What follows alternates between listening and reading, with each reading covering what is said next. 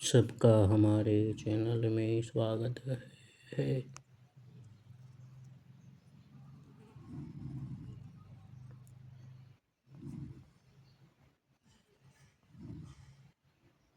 अवलोकन तभी किया जो है का अवलोकन तभी किया जा सकता है जब कोई मैं नहीं है। मैं की आदत है वह अपने को करता माने बिना रह नहीं सकता। आत्म स्वरूप हम अपने स्वरूप को भूलकर मैं ग्रस्त हो जाते हैं, विमूढ़ हो जाते हैं, तब हम भी करता जैसा व्यवहार करने लगते हैं। सब प्रकृति ही करती है। इस गीता का संदेश की चर्चा करते आए हैं। यह चर्चा रोज करनी चाहिए ताकि याद रहे। हमारे एक मित्र सहायक संदेश को सामने रख लेते ताकि बार बार दृष्टि जाए तथा स्मरण बना रहे। नेता अभिनेता के चित्र रख दिए जाए तो वह बात नहीं बनती। चित्र रखना हो तो रखे गुरु का, महापुरुषों का, अपने इष्ट का। अतः गीता का श्लोक बड़े बड़े अक्षरों में लिखकर सामने रख देना चाहिए कि वास्तव में संपूर्ण कर्म सब प्रकार से प्रकृति के गुणों द्वारा किए जाते हैं। तो भी जिसका अंतःकरण अहंकार से मोहित मूर्छित हो रहा है, ऐसा अज्ञानी मैं करता हूँ ऐसा मानता है। हमें बार बार स्वयं से पूछना चाहिए कि जो नहीं होता वह मैं कर सकता हूँ क्या, या जो होता है वही कर सकता हूँ। दो पैर उठाकर खड़े हो सकते हो। हर्ष होता है तभी कोई हर्ष कर सकता है, नहीं तो उससे कहा जाए खुश होकर बताओ। यह कोई फिल्म नहीं बन रही है जो निर्देशक खुश होने के लिए कहे और अभिनेता तुरंत खुश होकर बता दे। वह भी मनुष्य है, अपनी वृत्तियों का संग्रह है। यदि उसके भीतर शोक चल रहा हो, वास्तविक शोक, तो उसे अपने को खुश होकर बताना मुश्किल होगा। निर्देशन करने वाला भी संतुष्ट नहीं होगा। इसे अच्छी तरह समझ लेना चाहिए कि जो होता है वही हम कर सकते हैं, जो नहीं होता वह हम कर ही नहीं सकते। कोई भी नहीं कर सकता। क्रोध और कलह से बहुत सारे घर परेशान हैं। इसका एकमात्र कारण यही है कि एक दूसरे को कर्ता माना जा रहा है, जबकि कर्ता कोई है ही नहीं। कर्ता सिर्फ प्रकृति है। वह जो करती है होता है। आदमी को केवल भ्रम होता है कि मैं कर रहा हूँ।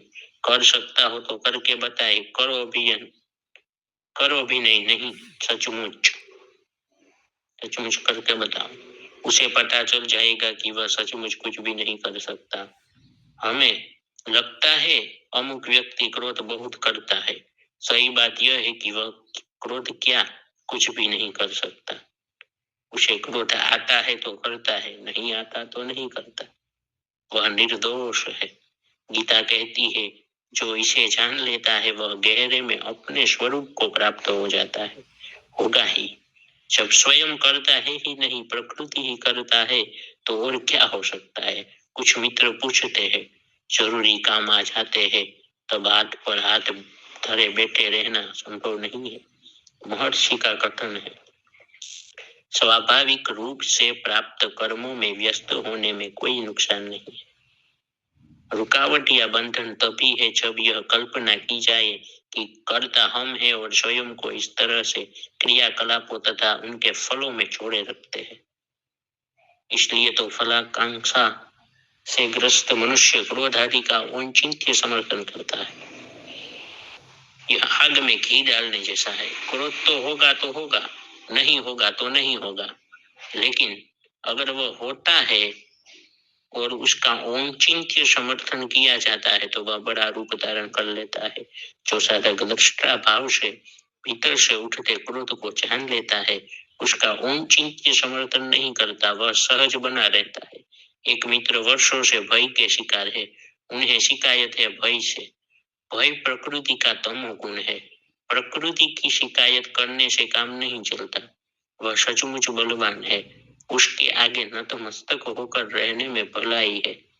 भय होता है तो होगा ही, नहीं होगा तो नहीं होता। नहीं हो और भयभीत होने की एक्टिंग की जाए तो और बात है। सच जो होता है तो वो होगा। उसे रोकना हमारे वश में नहीं है। हम केवल उसके दृष्टा हो सकते हैं, साक्षी हो सकते हैं। इसमें बाधा तभी आती है जब हम अहंकार विमूढ़ात्मा होते हैं, अहंकार माया से ग्रस्त हो जाते हैं, तब यह मुश्किल होता है। अहंकार नहीं है, कर्ता भाव नहीं है, तो जब भी प्रकृति भय के रूप में घटती है, उसे सहजता से देखा जा सकेगा। जैसे दर्शक फिल्म देखता है, उसे पता है फिल्म चल रही है, वह फिल्म में खो जाए तो प्रतिक्रिया शुरू हो जाती है। यह सारा संसार ऐसे ही ऐसी ही फिल्म है।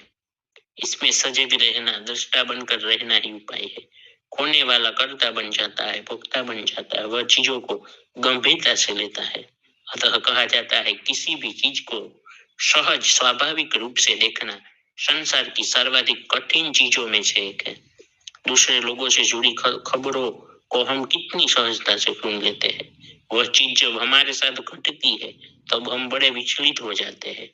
हम चाहते हैं हमारे साथ कोई दुर्घटना न घटे, इससे फिर आशंका बनी रहती है। यदि कोई उसे प्रकृति पर डालकर सोचे कि आशंका हो रही है या मैं कर रहा हूँ, मैं ही कर रहा हूँ, उसमें डूबकर तो वह नष्ट करेगी। जैसा श्री कृष्ण कहते हैं, संशय आत्मा विनश्यति। यदि मैं समझता हूँ कि यह तो हो ही रही है, मैं नहीं कर रहा, मैं कर ही नहीं सकता, प्रकृति ही उसका कार्य कर रही है, तो दर्शक की तरह उसे कटते आते जाते देखा जा सकता है, स्वयं उससे स्वतंत्र रहा जा सकता है। फिर चाहे कोई भी क्लिष्ट वृत्ति क्यों न घटे, उसका भय समाप्त हो जाता है। प्रतीक्षा की मानसिकता तिरोहित हो जाती है। जो होना है वही हो सकता है, तो प्रतीक्षा या आशंका किस बात की? फिर तो सहज रहना पर्याप्त है। स्वयं सदा स्वतंत्र है, मगर प्रकृति के द्वारा किए गए कार्यों का जबरदस्ती और झूठा कर्ता बनने के कारण बंधन भाषित होता है।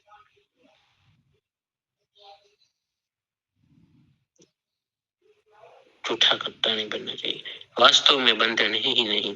इसे समझ लिया तो प्रकृति करती रहे उसका काम, स्वयं विचलित नहीं होता। स्वयं करता नहीं है, इसलिए भोगता भी नहीं है। मैं करता हूँ ऐसा मानने वाला जैसा अहंकार विमूढ़ात्मा है, वैसा ही मैं भोगता हूँ ऐसा मानने वाला भी अहंकार मूढ़ात्मा है।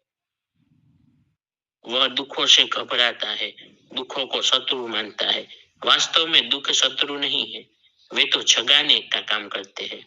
शत्रु तो अहंकार माया से ग्रस्त होना है, हम ही हमारे शत्रु है। अतः होश चाहिए, सजगता चाहिए, बारीकी बारीक निरीक्षण चाहिए कि मैं कर रहा हूँ या हो रहा है। मैं कर सकता हूँ तो करके बताऊं। इसकी गहराई में उतरने से पता चल जाएगा कि प्रकृति ही कर रही है, कर सकती है उसका काम, हम नहीं करते, हम कर ही नहीं सकते। मगर यह हमारी असमर्थता नहीं है, यह तो अपने आत्म स्वरूप में विश्राम करने की बात है। तब कर्म किए नहीं जाते, कर्म होते हैं और भी ज्यादा अच्छी तरह से होते हैं। मैं लिख रहा हूँ, बोल रहा हूँ तो स्थूलता बनी रहती है। लिखना हो रहा है, बोलना हो रहा है तो दृष्टि गहरी हो जाती है। जो कुशलता अलिप्त में होती है वह लिप्त में नहीं होती। इसलिए श्री कृष्ण योग को ही कर्म का कौशल, कर्म की कुशलता बताते हैं। कर्म से जुड़ा तो रहे, मगर पूरे हवास में, मूर्छित होकर नहीं। कल एक मित्र बता रहे थे, उन्हें ये बात समझ में नहीं आ रही है, तथा वे स्वतंत्रता महसूस करने लगते हैं। यह अच्छी बात है। सत्य मुक्त नहीं करेगा तो और कौन करेगा, और कौन मुक्त करेगा?